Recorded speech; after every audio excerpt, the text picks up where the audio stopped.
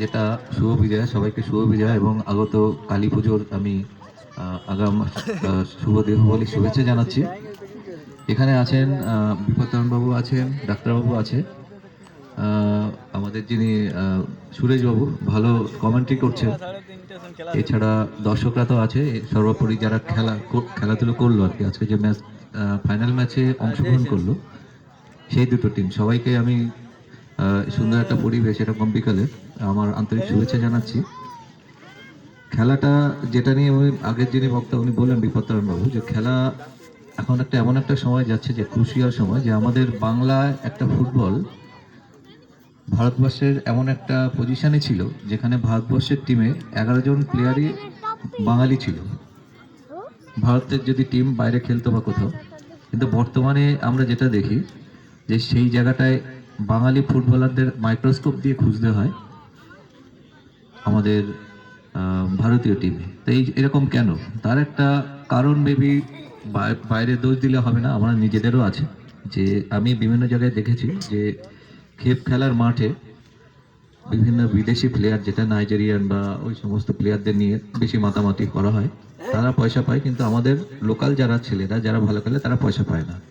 তো সুতরাং পয়সা যখন না থাকবে, আলটিমেটলি কিন্তু আমরা ফুটবল খেলি মনের আনন্দেই খেলি, কিন্তু সংসার চালাতে গেলে বা আমাদের পেট চালাতে গেলে টাকা পয়সা লাগে, সেই জায়গাটা কিন্তু একটা সমস্যা আছে, যার জন্য কিছুটা হলেও উৎসাহে ভাটা পড়েছে।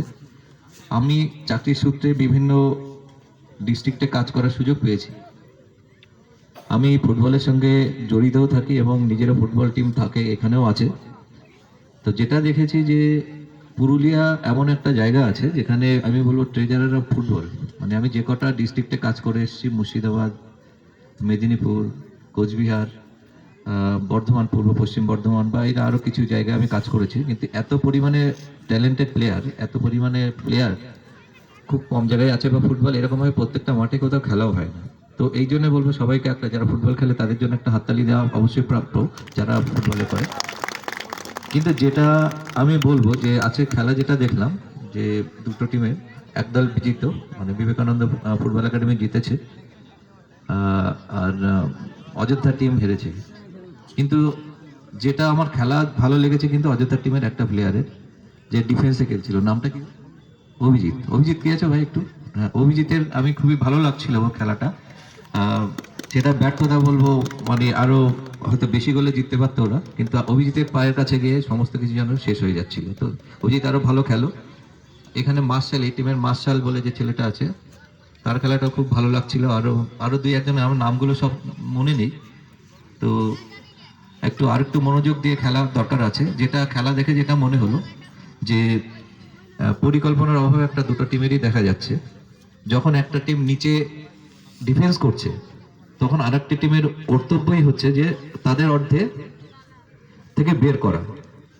সেই রকম যেটা আমি কি বলতে চাইছি, বিবেকানন্দের যেটা কিছুটা আমি প্রথম দিকে, অযোধ্যা টিম যেটা আছে ওরা ডিফেন্সিভ খেলছিল, তা তোমাদের উচিত ছিল যে আরো নিজেদের মধ্যে পাস খেলে নিজের দিকে ওদেরকে টেনে উপরে তোলা। এটা তোমাদেরও বলছি, ধরো এটা শিক্ষার অঙ্গ, কিন্তু এখন তোমাদের যে স্টেজে আছো সেটা শিক্ষার অঙ্গ। তো এগুলো কিন্তু নিজেদের বুঝতে হবে যে খেলা সিচুয়েশনাল, বাইরে থেকে কখন কোচ একটা নির্দেশ দিল সেটা কিন্তু ভালো করে শুনতে হবে, এটা একটা কথা।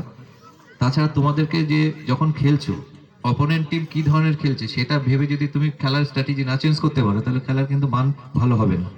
ভালো প্লেয়ার আছে, দুই দলেরই ভালো প্লেয়ার আছে, পায়ে কাজ আছে, তবুও খেলাটা সেই রকম দৃষ্টিনন্দন পৌঁছালো না একটাই কারণে, যে সিচুয়েশন অনুযায়ী বিবেকানন্দ এরা যে ডিফেন্সিভ খেলছিল একটু টেনে আনতে পারলে এরাও কিন্তু তখন আরো অন্যরকম ভাবে খেলতো খেলা।